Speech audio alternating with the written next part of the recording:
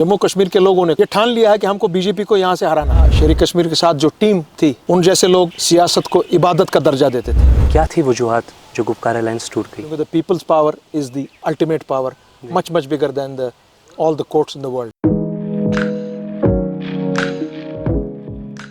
अस्सलाम वालेकुम ख़वातीन व हज़रात, हमारे साथ जो मेहमान मौजूद है वो किसी तारुफ़ के मोहताज नहीं है। जी हाँ, बिल्कुल, मैं बात कर रहा हूँ जम्मू कश्मीर अवामी नेशनल कॉन्फ्रेंस के नायब सदर मुज़फ़्फ़र शाह साहब की। मुज़फ़्फ़र साहब, बहुत शुक्रिया आपका। शुक्रिया, बहुत बहुत। मुज़फ़्फ़र साहब, पहला सवाल यही होगा कि 2024 के इंतखाबात है, आप कैसे देखते हैं 2024 के इंतखाबात को कि कितने मुख्तलिफ है ये पिछले इंतखाबात से? बहुत ही मुख्तलिफ हैं, क्योंकि इसमें हमारी एक ही राय है कि आपको मरकज़ी सरकार को, बीजेपी की लीडरशिप को और उन सब को जो उनके लिए यहाँ पे काम करते हैं, उनको जम्मू कश्मीर के लोगों की तरफ से एक ज़बरदस्त पैगाम जाना है जी कि जम्मू कश्मीर ने जो डिसीजन आपने 5 अगस्त 2019 को लिया, रियासत के टुकड़े कर दिए, हमारे कॉन्स्टिट्यूशनल राइट्स छीन लिए, हमारा फ्लैग छीन लिया, जम्मू कश्मीर के लोग उस फैसले को रद्द करते हैं, क्योंकि the peoples power is the ultimate power, much much bigger than the all the courts in the world. बिल्कुल। सो हम उस लिहाज से इस इलेक्शन को देखते हैं, और इसमें हमारा फ़र्ज़ बनता है कि जो इंडिया अलायंस के मेंबरान यहाँ पे हैं, जिनको नॉमिनेट किया गया है, कांग्रेस की तरफ से जम्मू के 2 कैंडिडेट्स और कश्मीर में नेशनल कॉन्फ्रेंस के 3, और लेह और करगिल की तरफ से नेशनल कॉन्फ्रेंस और कांग्रेस के जो जॉइंट कैंडिडेट होंगे, तो उनका कामयाब बनाना हम सब का अवलीन फ़र्ज़ है। शाह साहब, इंतखाबात में ताख़ीर देखी गई, इसकी असल वजह क्या हो सकती है? बेसिकली तो बहुत कोशिश की गई इनने अपने बीजेपी की तरफ से कि ये दिखाया जाए कि वो किसी न किसी तरीके से यहाँ पे अपने कैंडिडेट्स खड़ा करेंगे। उनने बहुत कोशिश की, हालांकि वो उनके दावे से वो दुनिया की सबसे बड़ी सियासी जमात है। जी। तो दुनिया की सबसे बड़ी सियासी जमात अगर 3 आदमी कश्मीर से खड़ा ना कर पाए, तो और वो जवाब ना दे पाए लोगों को कि आपने स्टेट को क्यों तोड़ा, आपने 370 को क्यों तोड़ा, मेरी पहचान कहाँ गई, मेरा स्पेशल स्टेटस कहाँ गया। अगर आपके पास लोगों के पास जवाब देने को कुछ नहीं है, तो आपने जो 370 का जो मैटर है, जो हम कहते आ रहे हैं बार बार, आपने वो केस हार दिया। ये है बात। इसलिए आज सबको एकजुट होकर इन कैंडिडेट्स को कामयाब कराना हम सबका फ़र्ज़ बनता है। शाह साहब, एक निजी सवाल पूछना चाहता हूँ, जब से अपनी सियासत में दाखिल हुए आप, तब से और आज तक इस सियासत में क्या फ़र्क देखने को मिल रहा है? जब से दाखिल हुआ हूँ, शेरी कश्मीर की बात करें, मेरे वालिद मोहतरम की बात करें, या शेरी कश्मीर के साथ जो टीम थी उनकी बात करें, उन जैसे लोग सियासत को इबादत का दर्जा देते थे। मगर आज बदकिस्मती से सियासत बहुत लोगों के लिए, सब के लिए नहीं, मेजॉरिटी के लिए सियासत आज एक तिजारत बन गई है। ये फ़र्क है। जी। शाह साहब, गुपकार अलायंस के बारे में अगर बात करें, क्या थी वजूहात जो गुपकार अलायंस टूट गई? ये एक बहुत ही पेनफुल किस्सा है हमारे लिए, हमारी जम्मू कश्मीर की अभी की हिस्ट्री के लिए। जी। कि गुपकार अलायंस जिस वजह से बनी थी, वो उसका काम तो काफ़ी हद तक हम उसमें कामयाब हुए हैं, और अभी भी सुप्रीम कोर्ट में हम अपनी रिव्यू पिटिशंस लेके खड़े हुए हैं।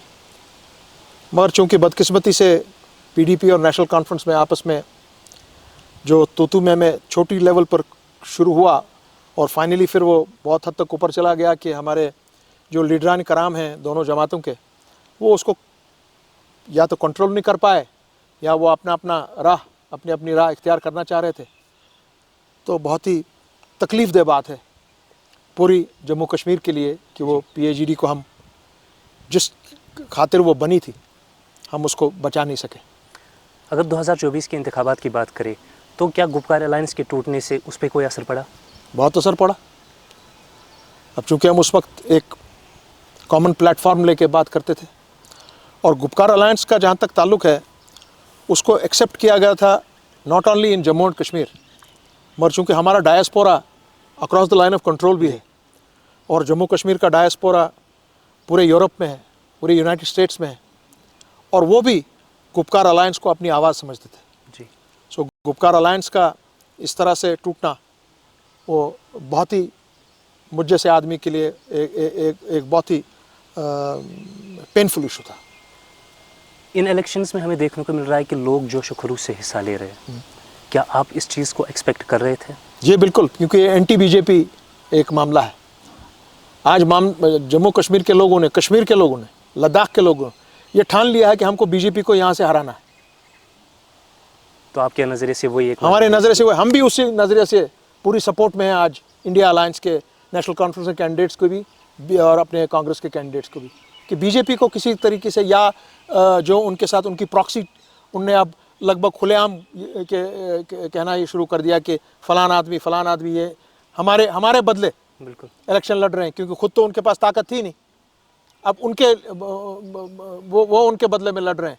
सो उनको हराना भी हम सब का फ़र्ज़ बनता है।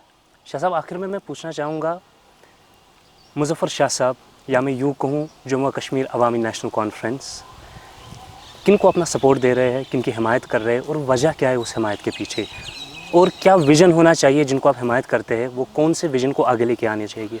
हमारी तरफ से इस वक्त सपोर्ट पीपल्स अलायंस ऑफ माने इंडिया अलायंस को है।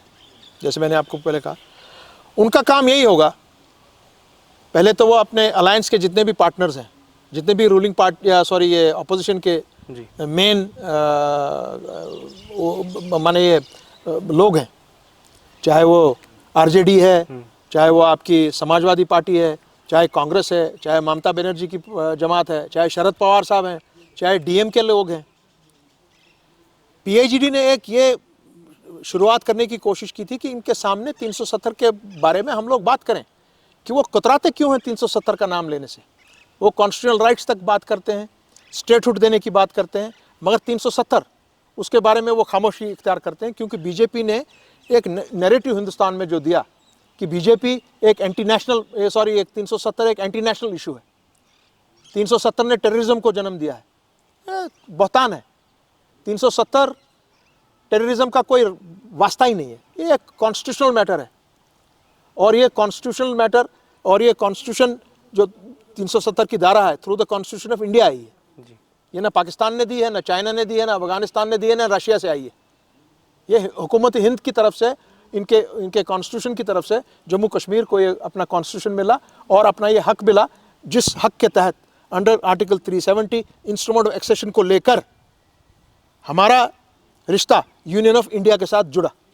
अगर आप ये रिश्ता ही तोड़ रहे हैं तो ऐसा भी कह सकते हैं कि भाई रिश्ता भी नहीं है आपका हमारे साथ। सो ये इतनी इंपॉर्टेंट एक चीज़ है, इसको हमारे जो इंडिया अलायंस के जो इस वक्त वहाँ के पार्टनर्स हैं, नेशनल कॉन्फ्रेंस है, पीडीपी है, ये इनका काम है पार्लियामेंट में किस तरह से ये पेश करेंगे, और अपने जो इनके अपोजिशन के ब्लॉक है उसमें 370 की जो बात है उसको लोहे की तरह, चट्टान की तरह खड़े होकर ये मनवाएंगे कि भाई आप सीधा आप सपोर्ट कीजिए रेस्टोरेशन ऑफ 370 एंड 35A, क्योंकि आज जम्मू का मेरा डोगरा भाई भी ये कह रहा है, लद्दाखी भी ये कह रहा है कि भाई साहब 370 सिर्फ मुसलमान के लिए नहीं था, 370 सिर्फ कश्मीरी के लिए नहीं था, ये हर एक हिंदू, मुसलमान, सिख, ईसाई, बौद्ध, कश्मीरी पंडित, गुजर, बकरवाल, आपका पहाड़ी, ये सब के लिए था। हमारी जॉब्स की गारंटी, हमारे लैंड की गारंटी, हमारे राइट्स की गारंटी। सो ये मामला था। सो इसको वापस लेना या इसके हक में आवाज़ उठाना कोई जुर्म नहीं है, और ये कॉन्स्टिट्यूशन के दायरे के तहत हम ये बात कर रहे हैं। शाह साहब, अगर हम सियासत के नज़रिए से देखें तो जो 2019 से पहले सियासत की फ़ज़ाएँ थी कश्मीर में, क्या आपको लगता है कि इन इंतखाबात के बाद उन्हीं फ़ज़ाओं को दोबारा वापस आना चाहिए? कोशिश तो है, कोशिश है।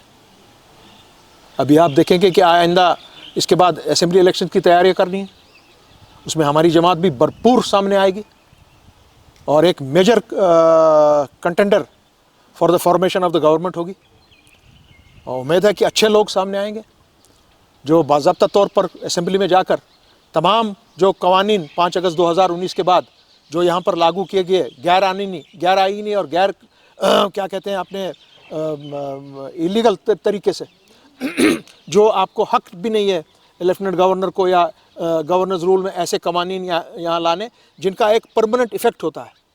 जो कवानीन यहाँ पे आप लाएंगे जिनका परमानेंट इफेक्ट एक सोसाइटी पे या एक स्ट्रक्चर पे होता है, वो सिर्फ यहाँ के इलेक्टेड रिप्रेजेंटेटिव्स ला सकते हैं या इलेक्टेड एक गवर्नमेंट ला सकती है। सो हमें उम्मीद है कि जब हमारी नई सरकार बनेगी, जितने भी कवानीन आपको 5 अगस्त 2019 के बाद आए हैं उनको एक स्ट्रोक में रद्द कर दिया जाएगा। शुक्रिया शाह साहब आपका वक्त देने के लिए। बहुत थैंक तो यू। नाजरीन, ये थे हमारे साथ जम्मू कश्मीर अवामी नेशनल कॉन्फ्रेंस के नायब सदर मुजफ्फर शाह साहब।